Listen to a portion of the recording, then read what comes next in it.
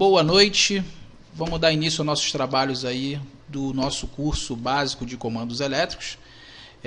Embora o nome seja básico, não significa que a gente vai ver somente duas ou três coisas, né? O básico aqui, na verdade, ele é bem profundo, tá? Porque a ideia de comandos elétricos ela é bem abrangente.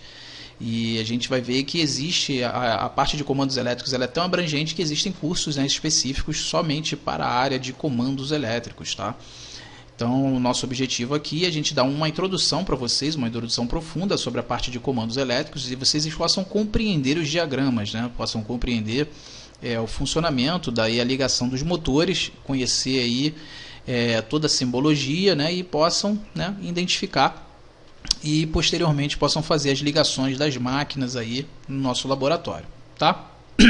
Bom, vamos falar rapidamente aqui, pessoal, do que é a nossa ideia dos diagramas, do que é a ideia dos comandos elétricos, tá? Bom, na indústria é um lugar de atividade, né, que a gente vai ver a transformação da matéria-prima em produtos que sejam utilizados pela sociedade em geral. Então, basicamente, nós sabemos que a indústria ela é a parte responsável por pegar uma matéria-prima qualquer, seja ela um metal, um mineral, seja ela algum tipo de líquido, seja algum tipo de produto químico e transformar num outro tipo de produto, né? Então, quanto a isso, na indústria, a gente já sabe que as indústrias modernas, hoje em dia, elas trabalham com muita área de automação. O que seria a área de automação? Muita gente, às vezes, pode estar se perguntando, poxa, mas eu faço um curso de eletrotécnica, o professor vem falar de automação? Sim, pessoal, a automação ela é dividida, né? Então, a gente tem partes de automação, a gente tem, né, níveis de manutenção que são diferenciados. O que significa isso? Existe a manutenção que é vista pelo técnico de automação, ou seja, o cara que faz o curso técnico de automação, ele vai ver a automação de uma maneira. E o pessoal de eletrotécnica, eles vão ver a automação também no curso eletrotécnico, porque a parte de automação é um diferencial do eletrotécnico. O eletrotécnico ele tem por obrigação, pelo menos, conhecer o que é um processo de automação, entender como é que funciona a automação de uma empresa, tá? Por que precisa isso? Porque exatamente nesse ponto, né, da automação que a gente vai falar aqui, propriamente dito, é o ponto a gente vai trabalhar com a utilização das máquinas elétricas. A gente vai utilizar aí a próprio conceitos, né, das montagens, e essa automação aqui ela não é automação necessariamente de componentes, né, de equipamentos eletrônicos. A gente vai trabalhar com componentes e equipamentos elétricos, tá? E esses equipamentos elétricos estão totalmente envolvidos com o curso que vossas senhorias escolheram, né, que é o curso de eletrotécnica, tá legal? Então é o seguinte, pessoal, para a transformação então, são utilizadas várias máquinas e dentro destas máquinas encontram-se os motores, resistências e assim sucessivamente, tá? Bom, o que são os motores? Os motores são aqueles equipamentos elétricos que são responsáveis por transformar uma energia elétrica em energia mecânica, né? Energia de movimento. Na verdade, o motor ele faz o quê? Ele, através de um campo magnético, ele gira um eixo e esse movimento do eixo preso a algum determinado acessório, seja ele uma polia, seja ele uma engrenagem, né? Enfim, ele é capaz de realizar trabalho. E esse trabalho geralmente é realizado por algum tipo de máquina que vai estar acoplada a este motor, tá? Então aí vem a ideia de máquinas e motores. Então a gente tem ali os motores elétricos que fazem o processo, né, que fazem o funcionamento, que fazem o giro daquele motor ali, que faz o giro daquela máquina, né? E a máquina sim, ela produz o trabalho. Então a gente pode ligar ali no motor elétrico, por exemplo, uma polia para fazer o giro de um eixo que vai fazer uma moenda, né? Uma moenda de cana, uma moenda de destruição de repente de algum tipo de resíduo de fábrica, né? Metal e assim sucessivamente. A gente pode colocar engrenagens, por exemplo, ligados nas pontas do eixo ali para fazer a movimentação de repente de algum outro determinado tipo de máquina e assim sucessivamente, tá? As máquinas elétricas elas estão empregadas aí em mais variados tipos de equipamentos, né? Estamos falando aí de escada rolante, nós estamos falando de elevador, nós estamos falando de esteira, nós estamos falando aí de equipamentos de refrigeração, nós estamos falando aí hoje em dia até de equipamento, até de veículos elétricos aí a gente tem os motores elétricos envolvidos, né? E aí o motor elétrico ele é tão importante, por quê? Porque ele é um equipamento muito versátil, então ele pode ser utilizado em vários, né, em uma infinidade de locais aí, né, proporcionando aí o trabalho, tá? No caso das nossas resistências aí, que está sendo aí do lado direito, aí onde eu estou passando o mouse aqui agora, As resistências, basicamente, elas são feitas para gerar calor, né? Então, tem muitos equipamentos elétricos aí que eles têm necessidade de trabalhar com calor, né? O aquecimento de alguma determinada peça, um determinado líquido, algum determinado fluido, gases e assim sucessivamente. Então, a gente vai ter a necessidade de gerar, né, calor em alguns momentos aí, dependendo do processo que a planta está envolvida. Tá legal? Diante disso, nós também temos aí, que não está comentando necessariamente nesse slide, mas nós temos aí uma divisão dentro da área de automação, que é o quê? Que é atuação, controle e, sensoriamento, controle e atuação, tá? Quando a gente pensa em sensor, controle e atuação, a gente tem que imaginar que todo processo de automação, todo processo automatizado, todo processo que tem por características se movimentar e se corrigir automaticamente, vamos usar a licença dessa palavra correção, né, que mais para frente vocês vão entender que não é bem correção assim, mas a ideia é o seguinte, a ideia é de que você tenha algo que faça uma leitura, né, de algum determinado material, de algum determinado ambiente, essa leitura seja informada para um determinado equipamento e esse equipamento vai fazer análise desses dados e vai dar ordem a outros tipos de componentes para que eles tomem as decisões, para que eles possam atuar conforme necessário. A gente pode dar um exemplo rápido aí, pessoal, só para a gente poder interpretar rapidamente o que é esse processo de sensoriamento, processo e atuação. A gente pode imaginar rapidamente o seguinte, imagine que a gente está chegando, por exemplo, num hotel, né? Você chega lá no hotel, você vai pegar água quente, por exemplo, e você percebe lá que no chuveiro lá, por exemplo, tem duas torneiras, né? Uma torneira de água fria e uma torneira de água quente. Beleza. Nosso primeiro procedimento é o quê? Abrir uma das torneiras, né? A gente não sabe até então qual é quente e qual é fria, imaginando que elas não vão ter nenhuma marcação. A gente vai abrir uma daquelas torneiras ali, beleza. A partir do momento que começa a sair água, você vai enfiar a mão, né, direita ou esquerda, vai depender se você é destro ou canhoto, você enfiou uma mão lá, vamos supor que seja esquerda, que você vai pegar e vai verificar a temperatura da água. Essa sua mão, na verdade, como ela está fazendo a verificação da temperatura da água, a gente pode compará-la nesse momento a um sensor térmico. O que esse sensor térmico faria? Ele faria a leitura daquele ambiente, né? No caso a leitura daquele líquido, que seria a água, ele está fazendo essa leitura, e a partir do momento que a sua mão percebe a temperatura daquela água, ele vai mandar essa informação para o seu cérebro. Seu cérebro vai fazer o processamento dessa informação, ele vai identificar se aquela água está quente ou se aquela água está fria, e ele vai dar ordem para outra mão, no caso seria a mão direita, para que você abra mais a água quente ou feche a água fria de acordo com a temperatura que você julga que seja ideal. Tá legal? Então, se você fizer uma comparação, o que você tem? Sua mão esquerda é o sensor, seu cérebro é o controlador e a sua mão direita é o seu atuador, né? Que ele vai atuar, que ele vai fazer algum tipo de coisa. E dentro dos processos de automação, a gente tem exatamente essas funcionalidades. O que nós temos? Nós temos os sensores, que eles vão fazer as leituras do ambiente.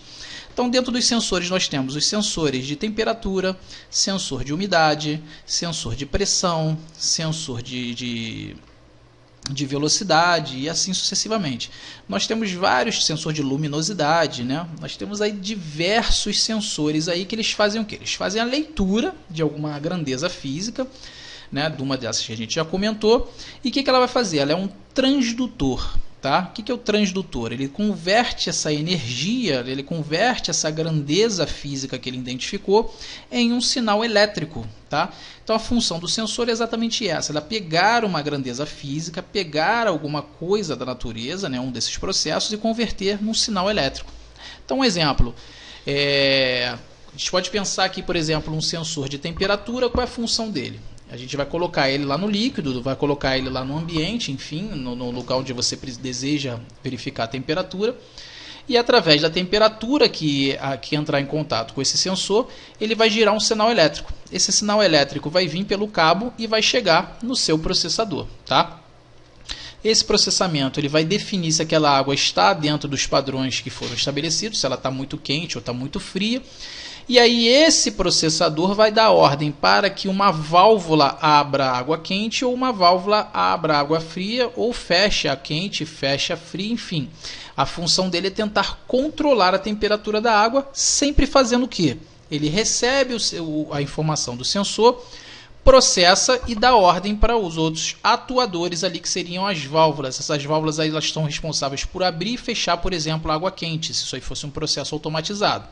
Então, diferente do nosso corpo, que a gente tem a mão esquerda para sensor e a mão direita para atuar, né, para abrir e fechar uma das torneiras, no processo de automação nós teríamos ali um sensor de temperatura ligado a um ponto, e do outro lado nós teríamos duas válvulas ali, que poderiam ser válvulas elétricas, que elas poderiam abrir e fechar a tubulação de água quente e de água fria, de modo a temperar, né, a chegar na temperatura julgada como ideal, a temperatura que foi controlada, que foi definida, né, para que aquilo ali seria ideal. Então, se a gente fizer uma comparação, a gente tem mão esquerda, sensor, cérebro é o processamento, e mão direita nós temos ali os atuadores, que ele vai realizar uma função. Bom, entendido isso, a gente pode fazer uma comparação com a automação nas indústrias. Tá? Na indústria, então, a gente vai ter lá um sensor, que ele vai fazer a função da sua mão esquerda, seja pressão, temperatura, velocidade, enfim, como nós já comentamos. E a gente vai ter o cérebro. O nosso cérebro aqui está junto ao nosso corpo, mas na indústria esse cérebro é chamado de CLP, controlador lógico programável. Tá? Então, o controlador lógico programável, o que ele faz? Ele recebe a informação do sensor e, de acordo com a programação que você aplica a esse equipamento, esse sensor lógico programável, ele vai definir qual é o tipo de atuação que ele tem que tomar. Tá? Ele vai tomar uma decisão de acordo com o que ele foi programado para fazer. Então, isso é uma ideia de processo autômato, né? Um processo automatizado. Então, o que ele vai fazer? Por exemplo, ele vai controlar uma válvula de água quente e água fria. Então, ele manda abrir a água quente. A válvula de água quente abre. A partir do momento que ele abre essa água quente, o sensor ele continua monitorando a água lá do lado esquerdo. E quando a água chega na temperatura que ele entende como ideal, o que ele faz? Ele vai dar ordem de novo para fechar novamente aquela válvula da água quente ali. Por quê? Porque a temperatura já chegou no ideal. Enfim, pessoal, toda essa ideia que eu estou dando para vocês de automação, né, a gente está falando de componentes elétricos, tá? E nesse caso aí eu dei o exemplo de válvulas, mas nesse caso também poderiam ser motores elétricos, tá? Eu poderia, por exemplo, ter motores elétricos que ligariam compressores de ar, por exemplo, para poder aumentar e diminuir a temperatura numa linha, a pressão numa linha. Eu poderia ter equipamentos aí elétricos que pudessem fazer força para poder jogar pressão hidráulica dentro de uma linha.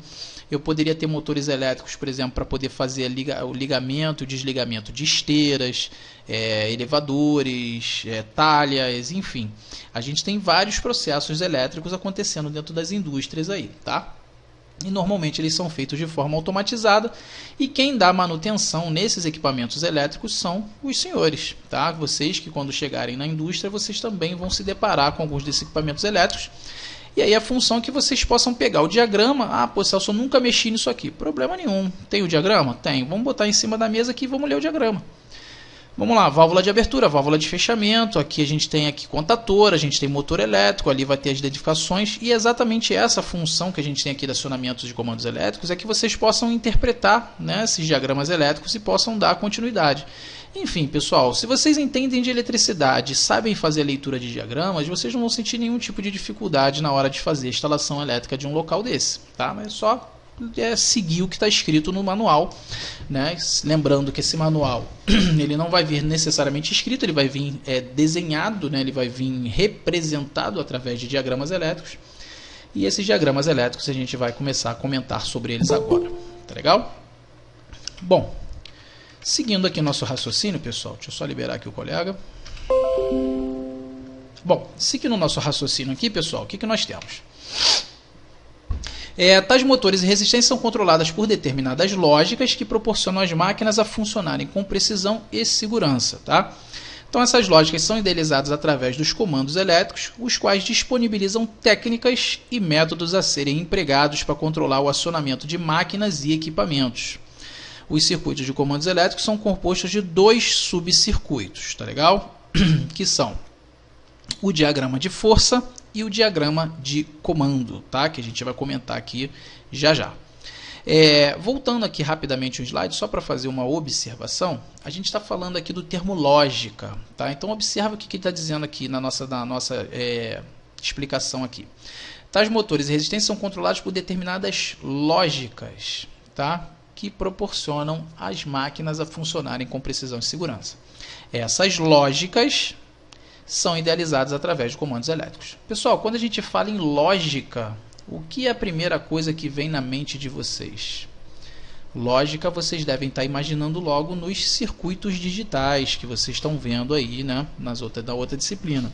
Então, o que acontece, pessoal? Os circuitos digitais, né, a lógica digital, a eletrônica digital que vocês estão vendo lá, ela é uma coisa que é extremamente importante para a gente poder entender o raciocínio que se usa em comandos elétricos.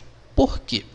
É através da lógica digital que a gente consegue fazer um entendimento, fazer funcionar um diagrama desse daqui. Por quê?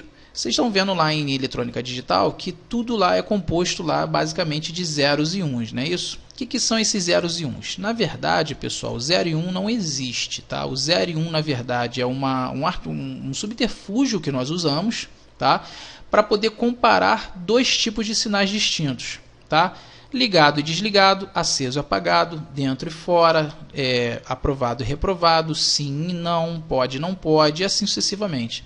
Então, quando a gente utiliza a ideia de 0 e 1 para a gente poder fazer o raciocínio lógico disso aí, tudo fica muito mais fácil. É mais fácil eu representar, por exemplo, com 0 e 1 e fazer toda uma lógica implementada somente com 0 e 1, do que a gente ficar utilizando dentro da lógica. Não, se eu fizer isso aqui está aprovado, mas se é aprovado e é reprovado aqui embaixo, então está reprovado. Reprovado e aprovado aqui embaixo, então está aprovado. Então você vai ficar doido se você ficar imaginando dessa forma. Então você estabelece logo uma norma no início dizendo o seguinte: se está ligado é 1, se está desligado é 0. Ou se está desligado é 1 e se está ligado é 0. Isso aí você implementa no início. Então você já sabe que só existem dois casos possíveis ali, ou ligado ou desligado, ou dentro ou fora, ou aceso ou apagado. Enfim, aí você consegue implementar toda aquela sua lógica ali utilizando zeros e uns, porque fica mais fácil de fazer a interpretação disso daí. No final você traduz aquele 0 e 1 para ligado e desligado e pronto, tá? Então tá ali teu circuito funcionando, tá? A gente vai precisar também um pouquinho do entendimento aqui das portas lógicas, que vocês já devem estar vendo lá, que é a porta E e a porta OU, basicamente são as mais utilizadas dentro de circuitos lógicos, tá? Esses circuitos aqui, diagrama de comandos, tá? A gente vai ver que a gente vai trabalhar muito com a lógica E e muito com a lógica OU, que são as principais. Ah, Sal, significa que as outras não são importantes? Não, não significa. Significa que as mais utilizadas nesse momento serão lógica E e lógica OU. Como eu falei para vocês, o curso de diagrama, o curso de acionamento de comandos elétricos, né, também em alguns cursos é chamado de força e comando, em alguns lugares vocês vão ver que vai ser chamado, por exemplo, de acionamentos elétricos, tem lugares que vão ser comandos elétricos, enfim. Na final das contas, muda o nome, mas o contexto é o mesmo, tá? Então, na verdade, força e comando, comandos elétricos, força e controle, tudo isso no final das contas é a mesma coisa, tá? Então aí só muda o nome realmente do curso. Mas, de qualquer forma, é uma matéria e é um assunto tão grande, tão abrangente, que é impossível a gente falar de todo o assunto aqui dentro dessa disciplina, tá? Então existem cursos especializados somente em diagramas, né, elétricos, né, somente nessa parte de comandos elétricos, que vocês podem se aprofundar mais para frente aí, após o término do curso, que particularmente, minha opinião pessoal, eu acho que vocês vão aproveitar muito mais, né, se vocês já tiverem terminado o curso e fazer um curso desses, do que se vocês fizessem agora. Não que vocês não iriam aproveitar, mas eu acho que vocês aproveitariam mais, né? Vocês teriam mais possibilidade aí, de repente, de ter algum tipo de absorver, né, mais o conhecimento, né, se vocês utilizassem isso aí depois do curso. Tá legal? Então vamos lá, pessoal. Aqui a gente está dizendo que eles são compostos, né, os circuitos de diagramas elétricos são compostos de dois subcircuitos. Então vamos a eles. A gente vai ter um primeiro diagrama aí que é chamado diagrama de força, tá? O diagrama de força ele tem a finalidade de mostrar como são ligadas as cargas, tá? Pessoal, vamos definir o que é carga. Carga, na verdade, aqui pra gente, nesse momento, a gente vai definir carga é o equipamento elétrico a ser ligado, tá legal? Então, toda vez que eu me referir a carga aqui, a gente está falando do equipamento elétrico propriamente dito. Então, aqui, ó. Eu tenho aqui a contatora, né, que vocês já viram, que não é novidade. E aqui nós temos os motores elétricos. Esses motores elétricos aqui, para nós, nesse contexto aqui de diagrama de força, neste contexto de diagrama de força, aqui nesse momento, esses motores elétricos aqui para nós serão as cargas. Tá legal? Perdão. Então isso aqui é um exemplo de diagrama de força, tá? Então nesse diagrama de força aqui, ó, nós temos aqui o motor, aqui a simbologia do motor aqui embaixo, tá? Nós temos aqui a simbologia dos contatos, tá? E toda essa numeração aqui, que nesse primeiro momento vocês possam estar um pouco assustados, para aqueles que nunca tiveram contato com isso, não se assustem, porque a gente vai explicar um por um o que significa cada númerozinho desse aqui e por que eles usam essa arrumação aqui. Por que é 1, 3, 5, 13, 21, 2, 4, 6, 14, 22, a 1 e a 2. Tá? Depois a gente pula para 95 e 96. Calma, tá? Todos esses números aqui tem uma explicação e a gente vai falar gradualmente uma por uma para a gente poder acompanhar isso aí. Tá legal? Sugiro que aqueles que tiverem a oportunidade, né, que tiverem a possibilidade, vão fazendo anotações aí. Se tiver alguma dúvida, podem me chamar. Beleza? Bom, aqui nós estamos vendo um diagrama de comando. Só para voltar aqui rapidamente, olha a diferença do diagrama de força. O diagrama de força, nós geralmente, aqui, ó, as três fases aqui em cima, R, S, T, né? E aqui a gente tem um motor, tá?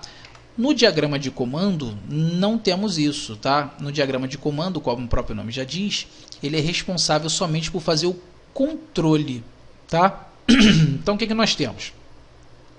Nós temos uma parte do circuito que ela é responsável por fazer o controle, né? Ou seja, definir o que vai ser ligado e o que vai ser desligado em um determinado momento. E a gente vai ter uma outra parte do circuito que vai fazer o acionamento do equipamento, ou seja, que ele vai ser responsável pela força. Tá? Então, na verdade, nós temos três situações dentro de um diagrama, né, de comandos elétricos. Nós temos força, controle e acionamento, tá? Então a gente vai ver aí onde cada um desses aí se aplica e como a gente vai fazer a leitura disso daí. Tudo bem? Então vamos lá. No diagrama de comando, ele vai mostrar as lógicas de acionamento dos contatores, fazendo assim que as cargas sejam manobradas corretamente e sem riscos de acidentes. Então, nesse curso, falaremos das lógicas de acionamento dos contatores e a sua função. Senhores, dúvidas até aqui? Não. Podemos seguir? Então vamos lá, senhores. Um dos pontos fundamentais para o entendimento de comandos elétricos é a noção de que os objetivos principais dos elementos de um painel elétrico são. Então vamos lá. Para que a gente possa entender, a gente tem que entender qual é a função de um painel elétrico. Então a função de um painel elétrico basicamente é proteger o operador e propiciar uma lógica de comando. Então anotem isso daí dentro do caderninho de vocês e coloquem aí essa observação, tá? O objetivo de um painel elétrico é proteger o operador e propiciar uma lógica de comando, tá? Aqueles que não tiverem como anotar, printa a tela, faz algum tipo de anotação, algum tipo de marcação aí, porque isso aí é importante, essa informação, tá legal? Então, proteger o operador e propiciar uma lógica de comando. Então, partindo do princípio da proteção do operador, uma sequência genérica dos elementos necessários... Oi, pois não? Proteger o operador e... Estava anotando aqui. Proteger o operador e propiciar uma lógica de comando. Propiciar, valeu, gerar, tá? Fornecer, alguma coisa assim do tipo, pela lógica de comando. Beleza, anotei aqui, valeu. Beleza? Qualquer coisa me chama. Então, partindo do princípio da proteção do operador, pessoal, uma sequência genérica dos elementos necessários à partida e manobra de motores é mostrada na figura a seguir, né, que a gente vai mostrar já já. E nela pode-se distribuir os seguintes elementos. Primeiro de tudo, nós vamos ver o primeiro, que é o seccionamento, pessoal. O seccionamento ele só pode ser operado sem carga e usado durante a manutenção e verificação do circuito. Pessoal, seccionar significa criar uma seção, dividir, cortar, né? Separar. Então, quando a gente fala da ideia de seccionamento, a gente está imaginando exatamente essa ideia de fazer um corte, fazer uma divisão, né? Uma separação de parte do circuito. Tá? Então, essa ideia de seccionar, tá? Criar uma seção. Então a gente vai ter aí B, proteção de corrente contra curto-circuito, né? Ele vai se destinar à proteção dos condutores do circuito terminal. Pessoal, uma pergunta, qual é o equipamento responsável por fazer a proteção do circuito? Que a gente viu lá em instalações elétricas. Disjuntor. Quem é o responsável por fazer o controle lá dos curtos-circuitos, na verdade, é o nosso amigo disjuntor, não é isso? Então, o disjuntor ele é responsável por fazer o controle, né, das correntes elétricas que se geram no circuito e também ele é responsável por fazer a proteção contra curto-circuito, tá? No caso das instalações elétricas residenciais que a gente já viu, tá? E a gente vai ver aqui em comandos elétricos que existem outros equipamentos que também fazem um trabalho parecido com esse aqui que a gente vai conhecer já já. Tá legal? A gente vai ter um equipamento também que vai ser responsável pela proteção das correntes de sobrecarga, tá? Ou seja, a função dela é proteger as bobinas do enrolamento do motor. E a gente vai ter os dispositivos de manobra, né, que eles se destinam a ligar e desligar o motor de forma segura, tá? Ou seja, manobrar a corrente elétrica sem que haja contato do operador no circuito de potência onde circula a maior corrente. Tá legal? Então vamos olhar aqui, ó. Nessa simbologia aqui, ó, tá? Não se assustem, né? Esse primeiro contato aqui dos símbolos para a gente entender. Primeiro de tudo, aqui em cima nós temos a rede elétrica, ou seja, a rede elétrica tradicional são os fios lá de fase chegando no local. Lembrando que nesse caso aqui a gente vai estar falando somente de um circuito unifilar, ou seja, a gente vai estar falando de uma única fase nesse primeiro momento, só para a gente entender aqui, tá? Então, nesse caso aqui nós temos a rede elétrica, tá? Que ela vai estar fornecendo para a gente uma determinada tensão, seja ela 220 ou 380, vai depender do circuito, ou 440, enfim, isso aí vai depender do tipo de equipamento que a gente estiver ligando. A gente vai ter o seccionamento, ou seja, ele vai fazer aqui, ó, percebam que isso aqui é uma chave, né, o símbolo de uma chave que abre e fecha, tá? Percebam também que essa chave aqui, ó, ela nesse momento ela está aberta, tá legal? Posteriormente, essa chave ainda insere, olha aqui, ó, todo mundo insere, hein, tá? Insere com essa chave, nós temos uma proteção contra curtos-circuitos, tá? Depois nós temos uma proteção contra sobrecarga. Depois nós temos um dispositivo de manobra, tá? E por último nós temos o motor. Olha quanta coisa passa até chegar ao motor. Cada pedacinho, cada quadrinho desse aqui, ele é responsável por uma função dentro do circuito, tá? A gente já percebeu aí como vai ser responsável por fazer o seccionamento, o outro vai ser responsável contra, na verdade, proteger contra curtos-circuitos, o outro vai ser responsável por proteger contra a sobrecarga, né? E por último nós vamos ter o dispositivo de manobra, que basicamente é o que vai fazer a ligação desse circuito aí, né? Ligar e desligar, ou seja, vai manobrar a corrente elétrica aí de acordo com o comando que foi gerado para que ela possa tomar essa função aí, possa tomar essa decisão, tá legal? Bom, seguindo essa parte aí, a gente vai falar um pouquinho sobre os motores elétricos. Eu não vou me aprofundar tanto no circuito de motores elétricos, a gente vai só fazer aqui relembrar aqui um pouquinho alguns conceitos, só para poder refrigerar aí a mente de vocês aí em alguns casos, tá legal?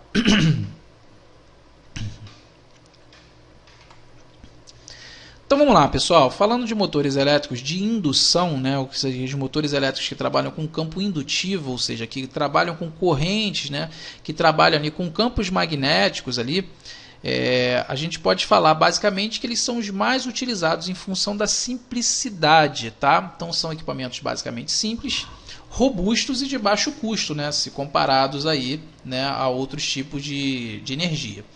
Então eles são adequados para quase todos os tipos de máquinas encontradas e esse tipo de motor é largamente encontrado na indústria. Então ele possui uma velocidade normalmente constante e podendo variar em função de alguns fatores como cargas aplicadas a seu eixo. O que significa isso? O motor, ele, por exemplo, pode ser um motor de 1000 RPM, ou seja, 1000 rotações por minuto, tá? E não necessariamente ele vai trabalhar com essas 1000 rotações por minuto todo o tempo. Por quê? Porque o fator carga, o fator peso que vai estar ali envolvido ali em cima do eixo dessa máquina pode fazer com que ela crie uma necessidade de gerar um tipo de força para poder fazer o movimento e isso pode dar uma pequena alteração na velocidade, tá? Mas a gente tem ali uma ideia ali, na verdade a gente tem ali uma velocidade que flutua ali, que ela é aceita ali, já sabemos que a gente está falando do motor assíncrono, tá? Que são motores que não têm aí uma velocidade constante, tá legal? Então, seu princípio de funcionamento é baseado no campo magnético girante, que surge quando o sistema de corrente alternada trifásico é aplicado em polos defasados fisicamente em 120 graus. Isso aí também vocês já viram lá na parte de máquinas elétricas, tá? Então, dessa forma, surge através dessa defasagem um campo magnético em cada conjunto de bobinas do motor. E esses campos magnéticos gerados formam o que chamamos de campo magnético girante, tá? Então, vamos olhar aí, pessoal. Observem esse slide aí. Vocês estão vendo que o slide está em movimento aí. O que nós temos aí? No campo girante, nós temos aqui os conjuntos de bobinas, tá? Imaginando que esse círculo aqui, ó, essa circunferência que vocês estão vendo aqui, na verdade, é como se fosse aquele eixo, né? Como se fosse o estator do motor, tá? Aquela parte fixa do motor. E a gente sabe que em volta dele ali nós temos as bobinas ali que são criadas ali, que elas foram construídas, né?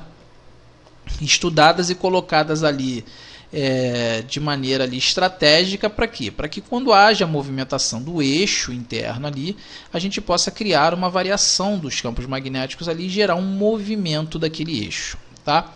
Então o que a gente pode perceber aqui? Que nesse momento nós temos aqui essa primeira bobina aqui é superior, ela está aqui com um sinal de N, ou seja, de norte, tá? E diretamente de frente a ela nós temos aqui uma bobina que está aqui, ó, alinhada com ela, que está aqui com a simbologia de sul. Olhando à nossa direita, nós temos aqui uma segunda bobina com simbologia de sul e aqui de frente para ela uma com norte. E a terceira nós temos norte e sul novamente. Então a gente pode perceber que a gente tem norte, sul, norte, sul, norte, sul e assim sucessivamente, tá? A fim somente de exemplificar esse circuito aqui, a gente pode perceber o seguinte, que nesse caso aqui do exemplo que nós temos aqui, nós temos uma bobina que tem início e fim, sempre lembrando que a bobina ela pega num terminal, faz a quantidade de espiras aqui nesse terminal e ela sai na outra ponta aqui, ou seja, cada bobina tem duas pontas de fio, um início e um fim. Então nós sabemos aqui que a bobina ela está inteira, né, até aqui. Então percebam que se a gente tem 1, 2, 3, 4, 5, 6 bobinas, nós teremos 12 pontas de fio aqui nesse estator. Celso, significa que são um motor de 12 pontas? Não, significa que nós temos 6 bobinas e 12 pontas de fio que ainda não estão interligadas, tá? Que a gente vai ver isso mais adiante. Mas nesse primeiro momento, a gente tem que comparar o seguinte, que neste caso aqui em cima, onde eu estou passando com o mouse, a gente tem a representação aqui da corrente alternada, né, que vocês já estão vendo lá, né, com o Rafael, vocês já estão vendo lá em Eletricidade 2. Então, na parte de corrente alternada, a gente já sabe que a corrente alternada é uma corrente elétrica que varia, né, entre positivo e negativo 60 vezes por segundo, certo? Então, se ela varia 60 vezes por segundo, nós vamos ter metade do ciclo positivo e metade do ciclo no campo negativo. Qual é a ideia disso daqui? Onde é que a gente utiliza isso? Exatamente por essa variação entre positivo e negativo que a gente consegue ter essa movimentação do campo girante. Ou seja, em determinado momento eu vou ter energias que vão se atrair e em determinado momento eu vou ter energias que vão se repelir. Por quê? Nós lembramos lá um pouquinho lá do magnetismo lá atrás, não precisa ser nenhum especialista em magnetismo para saber, que quando a gente pega dois ímãs, por exemplo, a gente gera uma aproximação desses dois ímãs com os dois polos de nomes iguais, eles se repelem, e de nomes contrários, eles se atraem. O que eu quero dizer com isso? Todos nós sabemos que um ímã é composto de polo norte e polo sul. Então, se eu pegar os dois polos norte do ímã e tentar aproximar, eles vão se repelir, ou seja, eles não querem se encostar. Mesma coisa acontecerá se eu pegar o polo sul dos dois ímãs e também tentar aproximar. Eles não vão gerar uma atração. Porém, se eu inverter qualquer um dos dois ímãs e colocar um norte aproximadamente, um norte próximo do sul, a gente vai perceber de que no mesmo momento a gente vai ter uma atração, né? A gente vai ter ali uma atração entre as duas pontas dos ímãs, né? Onde é que eu quero chegar com isso, pessoal? vamos imaginar aqui que eu tenho, por exemplo, uma corrente alternada. Não preciso nem imaginar, né? Só a gente observar aqui na nossa tela. Se eu tenho uma corrente alternada aqui, que ela é, momentos dela, ela é positiva e momentos dela é negativa, o que aconteceria se eu tivesse lá um campo magnético? Automaticamente eu teria um momento ali, aquele campo magnético atraindo, e num determinado momento ele estaria repelindo. E exatamente através desse processo que a gente vai ter o campo girante acontecendo dentro das máquinas, tá? Então é o seguinte, nesse momento aqui onde eu estou passando com o mouse, a gente pode perceber aqui que a gente tem aqui, ó, o eixo girando aqui, ó, 360 graus, e esse giro de 360 graus aqui está formando essa senoide. Tá? Então olha aqui, ó, 0 grau está aqui, ó, nesse momento aqui, quando ela passar aqui em cima, a gente vai perceber aqui, ó, ela vai estar passando exatamente nesse pico aqui. Quando ela chegar exatamente nesse ponto aqui, a gente percebe que é o final. E assim sucessivamente. Então essa volta de 360 graus do eixo, ele vai gerar essa senoide aqui, ok? Automaticamente, se eu tiver essa senoide chegando aqui, eu vou ter um giro de 360 graus, senhores. Esse é o conceito mais ou menos que a gente vai utilizar nesse primeiro momento, tá? Então, se eu tenho uma manivela que gera uma senoide, eu tenho uma senoide que gera uma manivela. Tá legal? Então, com isso, como eu tenho cargas elétricas aqui, ó, hora positiva e hora negativa, hora eu vou ter campo norte e campo sul aqui embaixo, e horas eu vou ter campo sul e campo norte aqui embaixo. E isso vai gerar, né, a movimentação do nosso eixo ali. Percebam também o seguinte, que no momento onde está norte aqui, de frente para ele está sul, ou seja, eu vou ter um atraindo, repelindo, um atraindo, repelindo. E isso vai sempre ter aquela sensação de movimento giratório, exatamente porque eu vou ter sempre um lugar puxando e um empurrando. Então, como isso aí está sempre muito bem sincronizado, a gente tem aí a ideia de movimento de 360 graus. Tá? Vamos observar esses slides aí agora, né?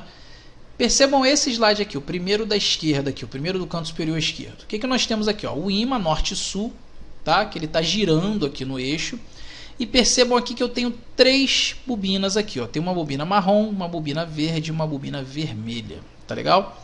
Percebam que o eixo ele gira sempre a 360 graus. Ele passa em frente à primeira bobina, que é L1, depois em frente à bobina L2, depois em frente à bobina L3, mas nunca durante as 3 ao mesmo tempo. Ela vai estar sempre passando uma de cada vez. Então percebam o seguinte. Percebam aqui, por exemplo, na bobina L1 aqui, ó, que eu vou ter aqui, ó, o eixo, ó, atraindo, repelindo, atraindo, repelindo. Por que isso está acontecendo? Quando o polo norte passa aqui, ó, ele atrai. Quando o polo sul passa, ele repele. E assim sucessivamente. Nós temos uma movimentação aqui, ó, de atração e repulsão dos elétrons devido ao campo magnético desse ímã girado. Tá? Então, ao mesmo tempo que isso aqui acontece, logo depois, 120 graus depois, nós temos em L2, 120 graus depois nós temos L3, então 120 graus vezes 3, a gente tem os 360 graus, que é o movimento completo desse eixo aqui. Tá legal? A gente pode perceber que é a mesma coisa, uma bobina de frente aqui, ó, defasada em 120 graus, então a gente tem aqui essa movimentação. Tá? Então olha aqui, ó, o círculo aqui movimentando e gerando nossa senoide. Tá? Isso aí foi só para dar uma relembrada aí um pouquinho aí nos conceitos aí de corrente elétrica alternada que vão ser importantes para a gente trabalhar aqui agora. Tá legal? Bom, pessoal, no nosso campo girante, o que a gente tem aqui? Ó? A gente percebe aqui, ó, que a gente vai ter uma movimentação do eixo. Tá? Pode perceber aqui por esse aqui, ó, que por exemplo, ó, no momento que eu tenho norte e sul passando aqui, ó, o sul passando em frente ao norte, o norte passando em frente ao sul, aqui, ó, a gente movimenta aqui, ó, vai ter um determinado momento onde a energia está cortada, ó, apagou, aí, ó, apagou, apagou e assim sucessivamente. Ou seja, no mesmo momento que eu vou ter um campo atraindo, eu vou ter um repelindo e isso vai gerar essa movimentação de 360 graus aqui, como nós já vimos. Tá legal? Bom, aqui, pessoal, a gente já consegue enxergar um pouco mais internamente como é que seria aí o estator de um motor, tá? Percebam o seguinte, aqui como se eu tivesse o rotor, né, aquela parte girante do motor, percebam aqui que a gente tem os ímãs norte e sul, e aqui no entorno aqui, ó, tá? Nessas valetinhas aqui, ó, nós temos aqui vários campinhos magnéticos aqui de norte e sul, e essas bobinas que vocês estão vendo aqui fora, na verdade, elas vão estar o quê? Enroladas aqui dentro. tá? Fazendo aqui um fechamento da máquina, ou seja, os campos magnéticos aqui vão estar sempre sincronizados, onde vai estar um apertando e o outro empurrando. A gente pode perceber isso aqui, ó, nesse slide nosso da direita aqui, onde eu tenho fase A, fase B e fase C. Então vamos lá, a fase A é verde, na fase A então ela vai passar por aqui, ó, e vai trabalhar a de cima com a de baixo. A fase B, por exemplo, ela vai trabalhar, ó, essa da direita com essa daqui, ó, e a fase C vai ser as três últimas que faltaram. Olha aqui, ó. Então a gente pode perceber que nesse caso aqui o fechamento dessa bobina aqui está ligado com essa outra aqui de frente, essa está ligado com essa outra aqui de frente e essa aqui de baixo está ligado com a outra aqui de frente. Então no caso, se a gente colocar as bobinas ligadas em série aqui, a gente vai ter os fechamentos aqui estrela e triângulo dentro do motor, tá? E esses fechamentos estrela e triângulo aí são responsáveis por receber esses campos magnéticos e gerar o movimento. Pessoal, dúvidas até aqui?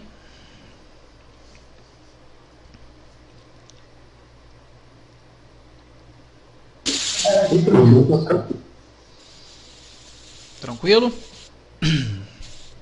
Tranquilo. Então vamos lá. Bom, aqui pessoal, esse slide nós já vimos. Vamos ver esse daqui, ó.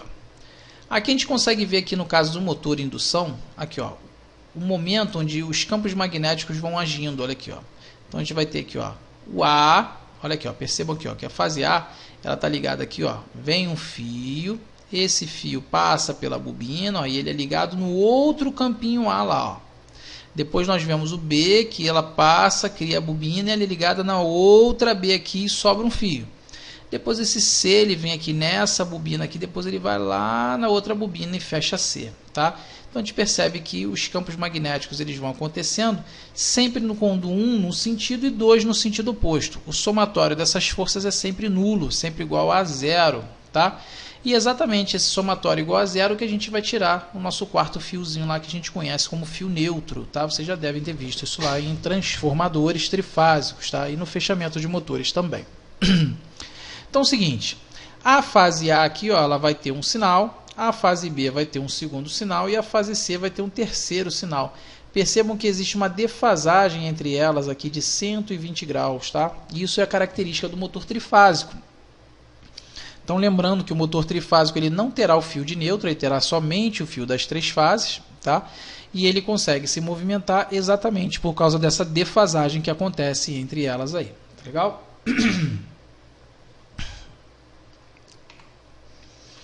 Bom, então a função do motor é o quê? Transformar a energia elétrica em energia mecânica. Estamos de acordo quanto a isso, certo? Então, na estrutura interna de um motor de indução, a gente pode observar aí, nessa estrutura interna de um motor de indução, nós podemos perceber todos os componentes básicos aí de um motor.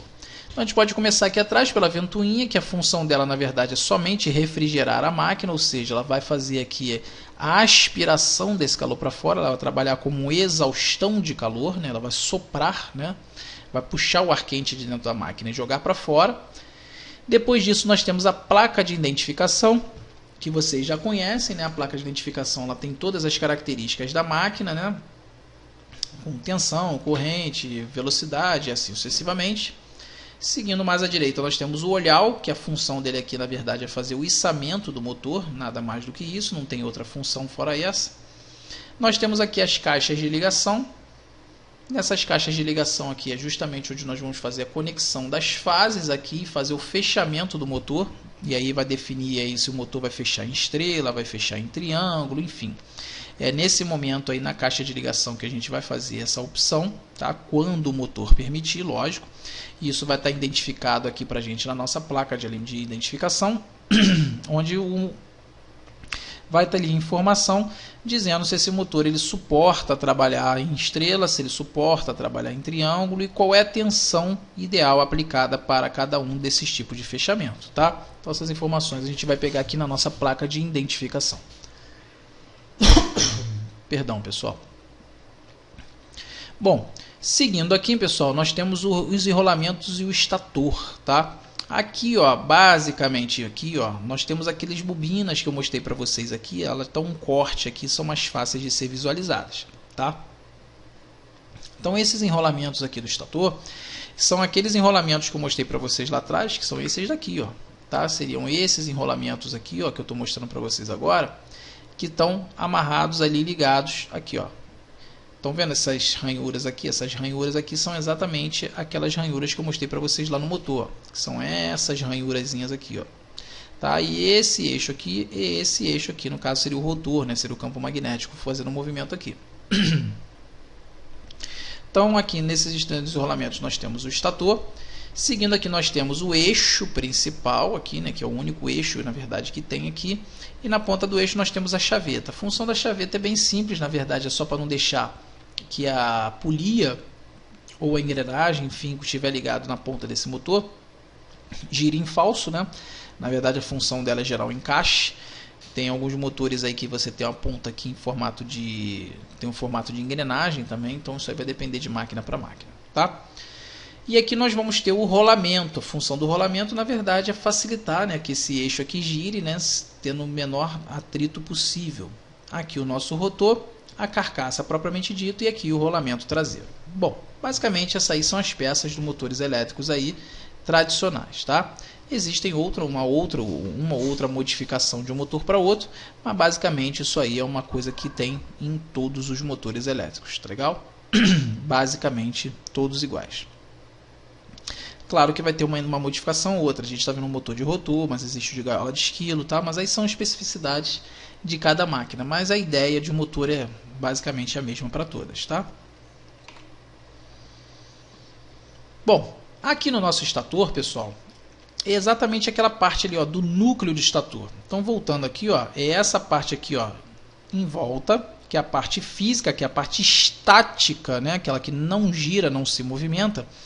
Por isso ela é chamada de estator. Então esse núcleo aqui do estator aqui, ó, aquelas bobinas que eu mostrei para vocês lá atrás, são essas bobinas aqui. Percebam que ela é feita com papel isolante, né, um material isolante, justamente para não deixar que passe corrente elétrica para a carcaça, tá? A função que a gente usa aqui é somente os campos magnéticos gerados. Então depois de feito todo o enrolamento do motor, ele fica com essa aparência que está aqui, ó, todo amarradinho, invernizado direitinho. E exatamente através dessas ranhuras aqui que a gente está vendo aqui, ó, são essas ranhuras aqui do motor elétrico aqui, e esse campo magnético vai ficar rodando aqui, como nós já vimos, tá legal? Bom, nós temos outro tipo de rotor, pessoal, que está aqui, ó, que é o constituído com condutores retilíneos interligados nas duas extremidades por anéis de curto-circuito, tá? Então ele dá forma para a gente de uma gaiola, que é esse daqui, ó. Tá legal? Então esses motores aqui, eles são conhecidos também como gaiola de esquilo, tá? Vocês devem ter ouvido já esse termo em algum local. E existe um outro tipo de rotor, que é esse daqui, que é o bobinado, tá? Então onde os terminais de fase de enrolamento e armadura são ligados a anéis deslizantes, tá? Então a gente vai ter aqui o bobinado aqui, a gente vai ter alguns cabos aqui. E no caso do gaiola de esquilo, a gente vai ter os anéis de curto-circuito e as bobinas são feitas aqui na transversal, tá legal? Então a gente vai permitir a inserção de elementos que auxiliem na partida do nosso motor. Tá legal?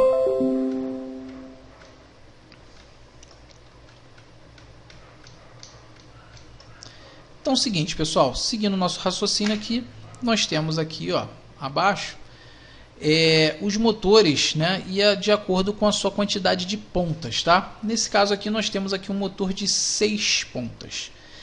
Relembrando um pouquinho, pessoal, qual é a diferença do motor de 6 pontas para os motores que não são com outros tipos de quantitativo de pontas? É exatamente a maneira como é feita a ligação, né? O Cristiano está mandando mensagem aqui dizendo que não está conseguindo entrar.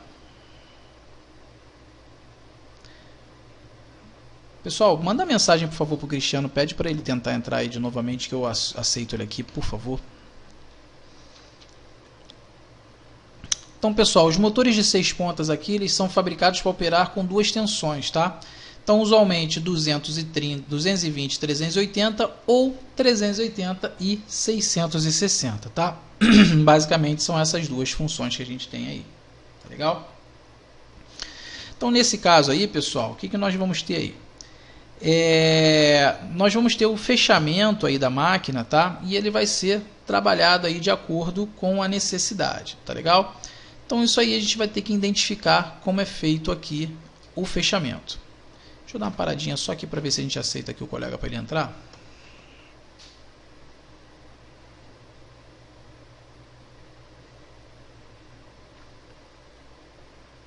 Pessoal, pede a ele o e-mail aí para a gente poder adicionar ele aqui. Deixa eu pedir aqui.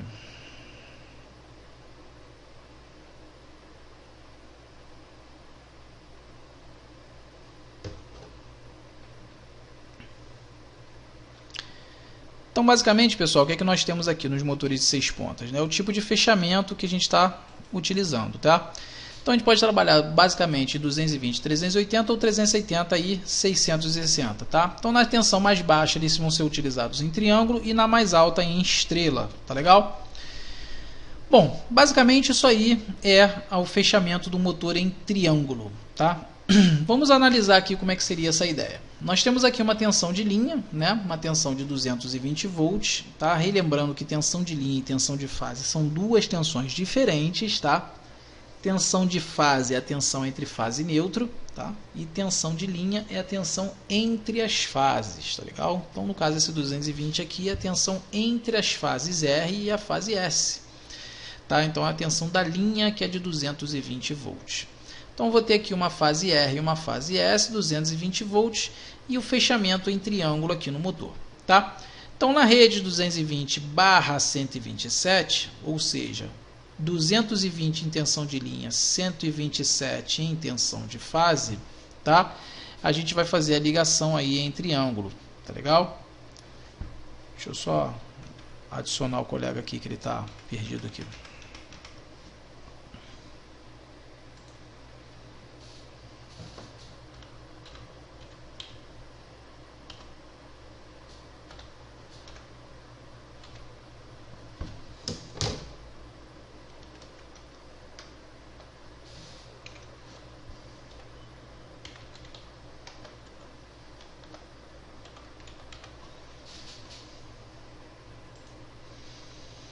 Avisa para ele aí, por favor, pessoal, que eu já mandei o e-mail para ele aí.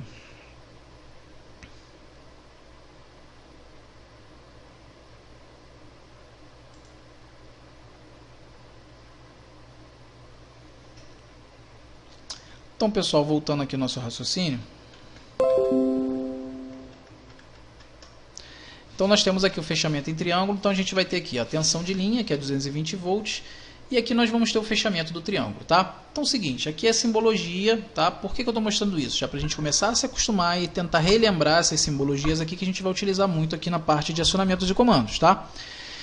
Então aqui na simbologia nós temos o seguinte, ó.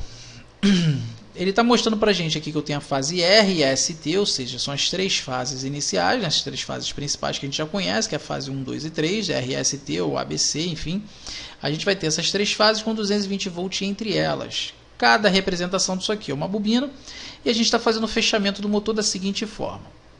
Na fase R, nós estamos ligando o fio 1 e o fio 6 na fase R, o fio 2 e o fio 4 na fase S, o fio 3 e o fio 5 na fase T. Ou seja, é um motor de 6 pontas, ou seja, tem 6 fios de 1 a 6, tá?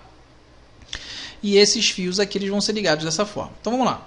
Quando eu pego 1 com 6 na fase R, então tá aqui, ó, o que ele fez? Ele pegou o fio 1 que veio daqui, o fio 6 que veio daqui, emendou os dois fios e ligou na fase R. Depois aqui embaixo ele pegou, ó, o outro fio daqui de baixo, que é o 3 e o 5, o outro que é o 2 e o 4. Pessoal, só para não ficar muito voando aí, para vocês darem uma relembrada, como é que a gente trabalha com isso daqui? A gente tem a primeira bobina aqui, não é isso? A gente tem a segunda bobina aqui, só para relembrar aí.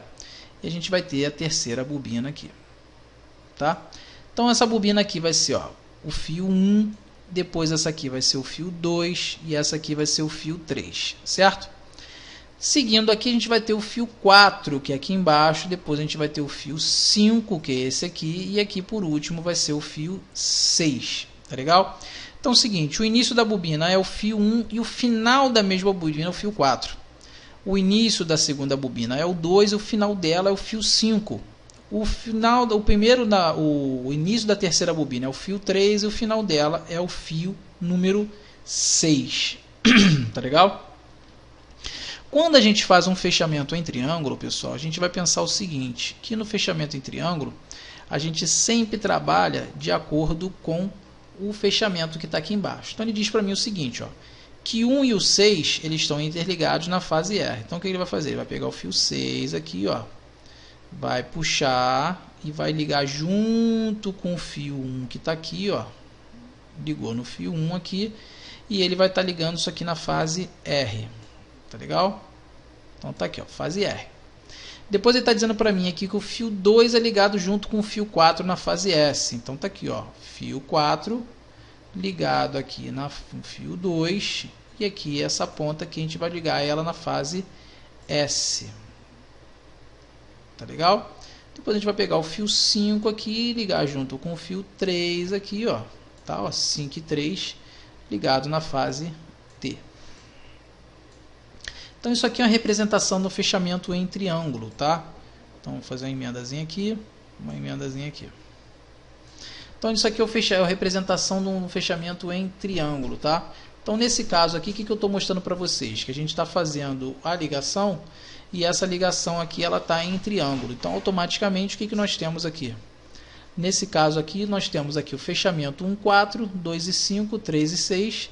E nesse caso aqui, a gente vai fazer o fechamento em triângulo do jeito que a gente quer, tá? Então, nesse caso aqui, o que nós temos aqui? Esse fio 1 e 6, ele representa esse fio 1 e 6 que está aqui. O fio 3 e 5 que está aqui é o fio 3 e 5 que está aqui, que também está aqui. E aqui nós temos o fio 2 e 4, que é esse fio 2 e 4 aqui na fase S, que estão aqui representado nesse ponto aqui também, tá legal? Então, nesse caso, a gente vai fazer a ligação em 220 volts. O que nós temos? Nesse caso aqui, nós vamos ter 220 aplicado em cada bobina, tá legal? Então, esse fechamento de 220 volts por bobina, ela é uma característica do circuito ligado em triângulo, tá? Quando a gente vê esse mesmo motor aqui, por exemplo, agora ligado em estrela, a ligação estrela ela é ideal para as ligações de tensão mais alta, tá? Então, nas ligações de tensão mais alta, a gente vai ter o mesmo conceito aí que nós vimos atrás, né? Sempre lembrando das bobinas, ó, primeira bobina que está aqui, ó, fechou a primeira bobina, está aqui. Depois nós temos a segunda bobina que está aqui, tá? E depois a de terceira bobina que está aqui. Pessoal, estou desenhando com o mouse, tá? Então dá um desconto aí. Então, nesse caso aqui, pessoal, como nós já sabemos aqui, nós temos aqui, ó, o fio 1. Continuação do fio 1, quem é? 1 com trifásico, então é 4. Está aqui, ó. Depois a gente tem o fio 2. 2 com trifásico, quem é? 5. Não é isso? 1 mais 3, 4. 2 mais 3, 5. Depois 3 mais 3, o próximo fio vai ser o 6. Então nós temos 1, 2, 3, 4, 5, 6. Está lá a nossa numeração das bobinas. O que ele está mostrando para mim aqui? No nossa representação, ele diz para mim o seguinte, que no caso do fechamento em triângulo aqui, perdão, em estrela aqui, ele está fazendo um curto-circuito dos fios 1, 2 e 3 e pegando a ligação no 4, 5 e 6, tá? Então o que ele vai fazer? Ele vai pegar aqui o fio 1, 2 e o 3, tá? E curto-circuitar.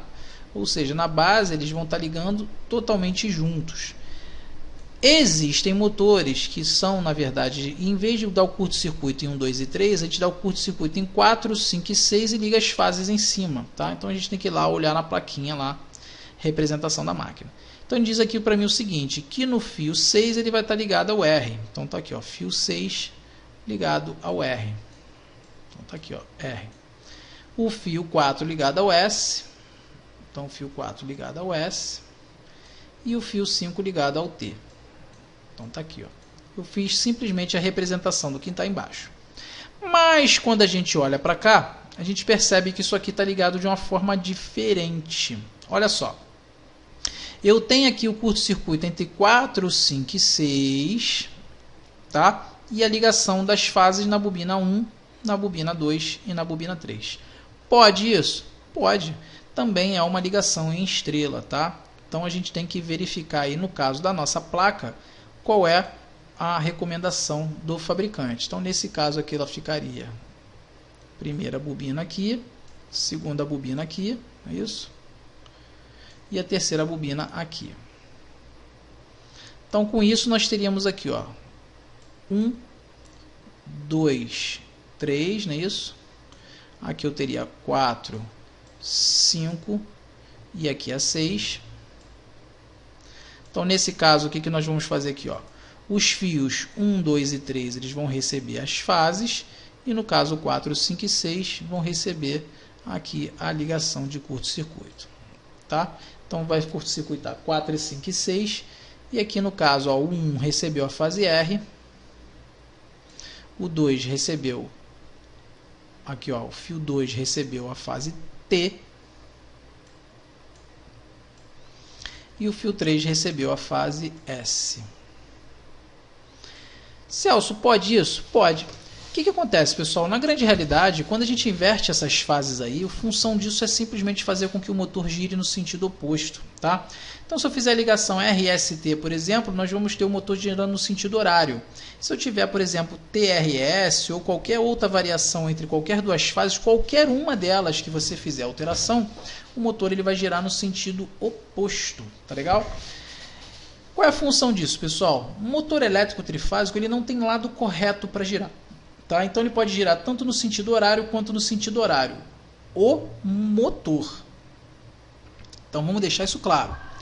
O motor elétrico ele não tem lado correto para girar. Ele pode girar no sentido horário ou no sentido anti-horário. Tá? Isso aí não vai ser prejudicial para a máquina.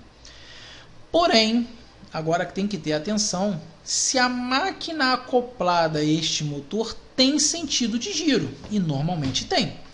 Que exemplo que eu posso dar? Imagine que você está ligando essa máquina elétrica trifásica a um compressor. O compressor tem sentido de giro. Tá? Então, se eu inverter as fases, o que vai acontecer? Possivelmente você vai ter um problema nessa máquina, ou seja, ela não vai dar pressão no caso que ela deveria dar. Tá? Então, isso vai gerar um problema e em alguns casos aí pode até danificar alguma coisa dentro do equipamento. Tá? Outro caso que a gente pode ter, por exemplo, é de máquinas mecânicas, que também tem sentido de giro. Tá? Então, geralmente as máquinas elas têm uma posição de giro, salvo nos casos onde você tem, por exemplo, equipamentos que podem girar para os dois lados. Por exemplo, você tem motores trifásicos aí, por exemplo, que podem estar ligados a um elevador. O elevador tanto sobe quanto desce. Você tem uma esteira, né, uma esteira rolante. Você tem, por exemplo, uma escada rolante. Ela pode subir como pode descer. Tá? Então a gente pode mudar o sentido de giro. Ela está, por exemplo, levantando um portão. Ela está abrindo um portão daqueles aqueles portões de galpão enorme, aqueles portões tipo de garagem de ônibus, que são portões pesados. Então você tem ali hora para abrir e hora para fechar. Então ela pode girar nos dois sentidos. Tá? No caso do motor não tem problema. O problema, na verdade, é a máquina que está acoplada a ele. Então, na hora de a gente fazer o fechamento da máquina, a gente tem que estar atento ao faseamento. O que é o faseamento? É definir qual é a fase correta e a posição correta das fases ali na hora de fazer a ligação. Tá legal? Bom, outra coisa que a gente pode observar nesse nosso circuitinho aqui é o seguinte, que nós temos aqui, por exemplo, uma tensão de linha, nesse momento aqui, que é de 380 volts, ou seja, a tensão da linha da rede, tensão entre fases aqui nesse momento é de 380 volts. E o que isso está gerando? Né? A tensão de fase é 380 e a tensão de linha é 380 e a tensão de cada fase é 220. Né? Nós já vimos lá na parte de eletricidade 2 que para a gente poder identificar a tensão de linha, né, e a tensão de fase de um circuito, basta a gente pegar e multiplicar por raiz de 3, certo? Então, se eu pegar ali, por exemplo, 380 dividir por raiz de 3, a gente vai ter ali a tensão de 220 volts, tá? Então, 220 volts, no caso aqui seria a minha tensão de fase, ou seja, cada fase tem 220 volts na ligação estrela.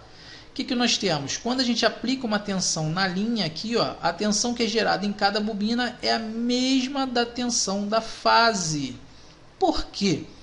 Porque nesse caso aqui nós temos os três fios interconectados aqui, por exemplo, o 4, o 5 e o 6, que são esses três aqui, ó. E é justamente a união desses três pontos aqui, a gente gera um cancelamento das três fases. Aí ele faz sentido como se fosse um neutro, tá? Então, nesse caso aí, a gente vai ter uma tensão aqui como se fosse entre fase e neutro. Então, entre fase e neutro é a tensão de fase. Então, é 220 volts. Então, nessa bobina vai estar com 220, essa vai estar com 220 e essa vai estar com 220, mesmo alimentando esse motor em 380. Então, se a gente fizer uma comparação com uma ligação anterior, olha o que a gente tinha. a gente tinha uma ligação em triângulo, onde eu ligava em 220 e as bobinas funcionavam em 220. E aqui a gente pegou a ligação agora desse mesmo motor, ligando ele em 380 e as bobinas continuaram funcionando em 220. Tá legal? Diferença aqui, ó, que aqui as bobinas estavam em paralelo e aqui nesse caso as bobinas estão em série, tá? Então se você partir aqui, ó, do T, por exemplo, a bobina ela vai passar por uma, passa pela outra e chega lá na outra fase, ó. Depois, se eu fizer esse caminho de volta, ela vai vir, ó, pela 1 por aqui e volta para cá. Qualquer caminho que você fizer entre as fases aqui, você sempre vai perceber que ela vai passar entre duas bobinas, tá? E duas bobinas em série são divisores de tensão, tá? Então a gente já sabe isso daí lá através da eletricidade 2 que vocês já estão vendo aí lá com o nosso amigo Rafael. Prezados, dúvidas até aqui? Por mim não, tô tranquilo. Todos estão acompanhando, pessoal? Tranquilo, professor, tranquilo. Pessoal, vocês já viram isso, né? A gente está dando uma relembrada aí para poder dar uma clareada na mente aí. Tá sendo útil ou posso seguir? Tá sendo bom, professor. Bastante útil. Tá bom essa revisão aí? Eu achei que seria legal aí a gente relembrar algumas coisinhas aí que vocês já viram já há um Muito certo tempo. importante. Oi? É Não, importante, tá bom. muito boa. Tá legal? Então, pessoal, basicamente o que vocês viram foram isso daí, né? Os fechamentos em estrela e triângulo com motores de 6 pontas. Vocês chegaram a ver motores de 9 e 12 pontas? Não, ficou de mostrar. Então, melhor vem no final, né? Vamos lá, os motores de 9 e 12 pontas, então. O que acontece, pessoal? Preciso mostrar isso porque eu preciso que vocês relembrem tudo isso daí, né? Tenham esse conhecimento vivo na mente. Por quê? Porque são conceitos que a gente vai precisar aqui na frente, tá?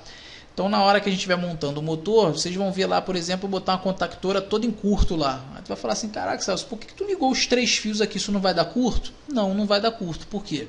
Porque eu estou pegando o fio 4, 5 e 6 do motor e estou ligando lá. Então, a função que eu estou fazendo é isso aqui. Então, para que vocês possam ter esse olhar crítico na hora de olhar as contatoras e falar assim, caraca, Celso, se tu fizer isso aqui que tu está fazendo aqui, isso vai dar curto. Não, não vai.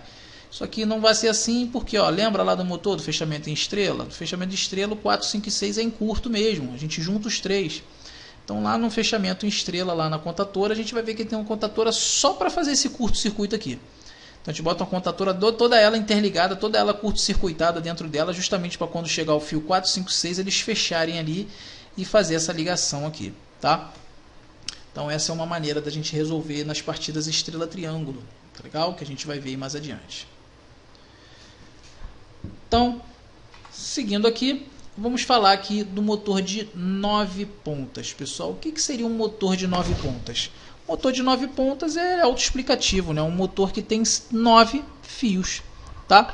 Então, os motores de 9 pontas, basicamente, eles podem ser ligados nas tensões relacionadas por 2. Opa, atenção a essa parte. Ou seja, os motores de 9 pontas, normalmente, eles são trabalhados 220, 440 ou 230, 460, tá? Então, basicamente, eles têm duas velocidades aí. Então, na tensão mais baixa, os enrolamentos são ligados em paralelo. Então, na tensão mais baixa, os enrolamentos são ligados em paralelo, tá? Em estrela ou triângulo, dependendo do tipo de motor. E na tensão mais alta, são conectados em série. Tá legal? Então, vamos lá, pessoal. Vamos entender o motor de 9 pontas. O motor de 9 pontas, como o próprio nome já diz, ele tem 9 fios. Porém, o motor de 9 pontas, internamente, ele tem 12 pontas. Pô, confundiu, né? Olha só. Se a gente olhar aqui, por exemplo, tá? Esse motor aqui, ó, nós tínhamos aqui, ó, duas pontas, ó, ponta 1, 2, 3, 4, 5 e 6, não é isso? Então a gente conseguia formar uma estrela aqui. O motor de 12 pontos, de 9 pontas, na verdade ele tem 1, 2, 3, 4, 5, 6. Então, 2, 4, 6. Depois eu tenho mais um conjunto aqui de 2, 4, 6. Pô, Celso, então ele tem 12 pontas, não tem 9? Calma. Na verdade, ele vai ter uma estrela que já é fechada internamente dentro do motor, ou seja, esquece isso aqui, ó. Finge que você não está vendo nada aqui, ó, do mouse para a esquerda. Olha só para essa estrela aqui, ó. Tá? Essa estrela 7, 8 e 9 aqui. Finge que essa estrela 1, 3, 2 aqui não existe. Olha só para essa. Se a gente olhar só para essa estrela aqui, ó, a gente percebe que internamente aqui ela já está fechada em estrela, ou seja, não tem nem numeração aqui dentro, ó, diferente dessa aqui que tem numeração, essa aqui nem tem. Ou seja, essa estrela aqui já está pronta dentro da máquina. Então, essa ligação 7, 8 e 9 aqui dessa estrela eu não tenho como mexer. Eu só tenho disponível para mim o fio 7, 8 e 9. Esse aqui não. Tá? Então, na verdade, embora ele tenha 12 pontas internamente, para mim, do lado de fora só tem 9. Tá? E justamente essa característica que faz com que ele ligue em tensões. Geralmente é o dobro, né? Tensão 1, 2 e 3. Pessoal, vou fazer uma explicação rápida aqui de como funciona aqui os motores com mais de 6 pontas. Os motores com mais de 6 pontos, os motores de 6 pontos vocês já entenderam, né? Que a gente tem ali as bobinas e as bobinas são numeradas ali de acordo, né, com a entrada e a saída.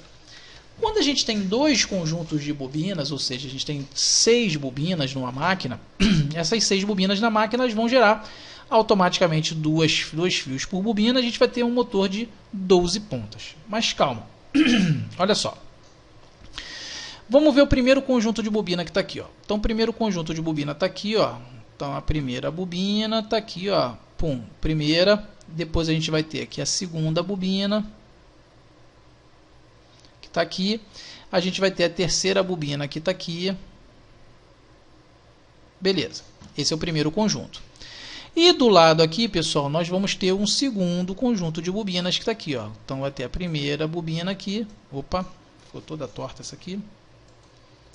Só dar uma arrumada aqui rápido.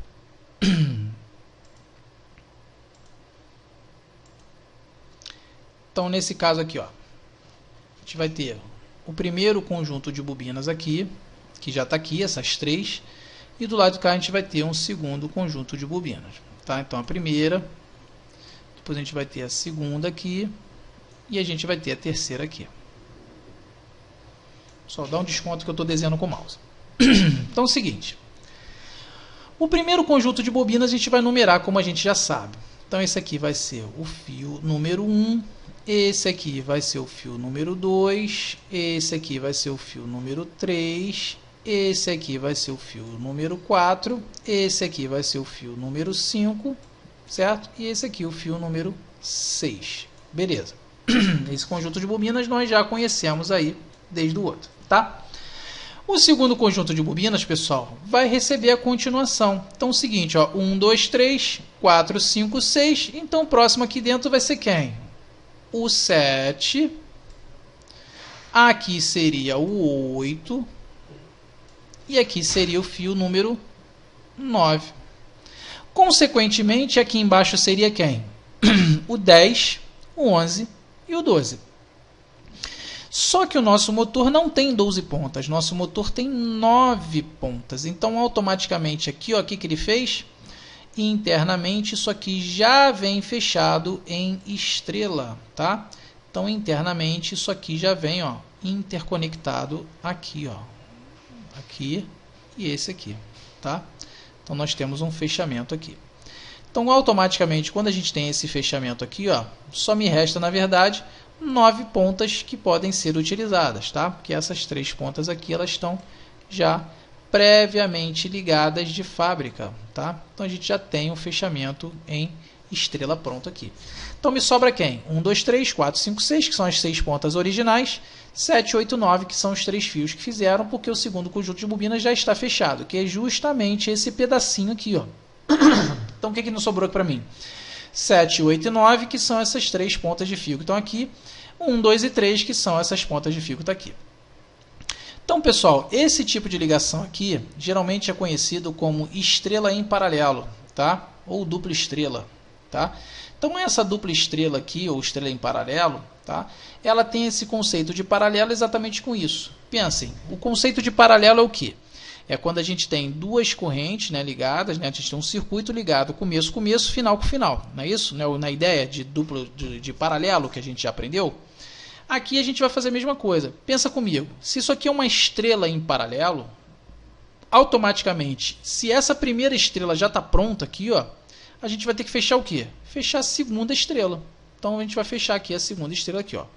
4, 5 e 6. Então tá aqui, ó, 4, 5 e 6. Pronto. Uma estrela aqui e uma estrela aqui, certo? Beleza, nada de novo. Então, ó, 4, 5 e 6 está aqui, que nós vimos lá no circuito de 6 pontas. Me deixou livre a ponta 1, 2, 3. Então, 4, 5, 6 em curto. Ponta 7, 8 e 9 livres, que estão aqui em cima, e as pontas de dentro em curto. Beleza. Não é paralelo, senhores? Então, se é paralelo, a gente vai ligar começo, começo, final com final. Sem nada de novidade. Então, primeiro, ó, a fase R, ó, ela vai ligar no primeiro fio da primeira estrela e no primeiro fio da segunda estrela. Então, qual é o primeiro fio da primeira estrela? O primeiro fio da primeira estrela é o fio 1. E o primeiro fio da segunda estrela, quem é? É o 7. Então, a gente vai pegar aqui, ó, vou ligar a fase 1 aqui na fase 7. Perdão, fio 1 com o fio 7. Então, quando eu ligo o fio 1 com o fio 7, ó, primeiro com primeiro. Tá legal? Então, aqui, ó, primeiro com primeiro. Depois a gente vai pegar quem? Ligar o segundo fio, que é o 2, com o segundo da segunda bobina. Então, o segundo da primeira, que é o 2, com o segundo da segunda, que é o 8. Então, o que a gente vai fazer? Ó, vai ligar o segundo da segunda com o segundo da primeira. Então, 2 com 2. Tá legal? Depois a gente vai pegar o terceiro da primeira com o terceiro da segunda. Então, vai ser aqui, ó, 3 com 9. Pronto. Está fechado o motor. Beleza? Vou pegar a primeira fase, vou ligar aqui no primeiro, depois a segunda fase no segundo e a terceira fase no terceiro. Vê se não é isso. Ó. Fase R, primeiro com primeiro. Fase T, segundo com o segundo. Fase S, terceiro, está aqui, ó, com o terceiro de cá. Tá legal? Então, nesse caso aqui, ó, primeiro com primeiro, segundo com segundo, terceiro com terceiro. E isso caracteriza para mim uma dupla estrela, tá? Ou estrela em paralelo. A simbologia dessa ligação, ela está representada aqui, ó, que a gente vai interpretá-la já já. A característica dessa ligação do fechamento em dupla estrela é o seguinte, que nesse caso aqui nós temos a tensão de fase, que é de 220 volts, e cada bobina ela vai ser condicionada por elas estarem em paralelo, circuitos paralelos divisores de corrente com tensão única. Lembram disso lá de lei de Kirchhoff? Então, lei de Kirchhoff lá diz para a gente o seguinte, que nos circuitos em paralelo é a tensão única e corrente dividida. Então, a gente vai ter os 220 volts aplicados aqui, ó, entre fases, e a tensão que tiver na primeira bobina vai estar também na segunda bobina, porque elas estão em paralelo. Tá legal? Então, automaticamente, eu vou ter uma tensão de fase aqui, uma tensão de linha de 220 volts, e a tensão de fase aqui em cada bobina. Então, ou seja, ao aplicar a tensão de 220 volts, cada bobina vai trabalhar em 127 volts. Então, essa vai estar em 127, essa em 127, essa em 127, 127, 127, 127. Tá legal? Então, isso aqui é uma estrela paralela ligada em 220 volts. Vamos analisar aqui agora esta arrumaçãozinha aqui. Percebam o seguinte. A gente está aqui, ó, L1, L2 e L3, que são as três fases, R, S e T. Tá legal? E ele mostra para mim o seguinte, ó. 4, 5 e 6 em curto. Olha aqui, ó, 4, 5 e 6 estão interligados e não estão ligados a fase nenhuma. Só estão ligados entre eles. Então tá aqui, ó, 4, 5 e 6 não está ligado a fase nenhuma, somente interligado entre eles, tá? Então a gente respeitou esse pedacinho aqui. No próximo passo ele diz para mim o seguinte, que o fio 7 tem que estar conectado com o fio 1 na primeira fase. Então vamos lá, ó. Fio 7 ligado no fio 1, tá aqui, ó, e ele vai receber aqui a primeira fase. Depois ele diz para mim o seguinte, que eu vou pegar o segundo da primeira com o segundo da segunda, tá? Perceba aqui, ó, 1, 2, 3, 7, 8, 9. Ó. Primeiro, segundo, terceiro. Primeiro, segundo, terceiro. Então, primeiro, primeiro, segundo, segundo, terceiro, terceiro. Então, o segundo da segunda com o segundo da primeira, 8 e 2. Está aqui, ó, 2 e 8. E depois eu vou pegar o terceiro da primeira com o terceiro da segunda. Então, o terceiro da primeira com o terceiro da segunda, 3 e 9. Então, está aqui, ó, 3 e 9 ligados na fase L3. Tá? Então, isso aí é um exemplo de fechamento em estrela paralelo para 220 volts.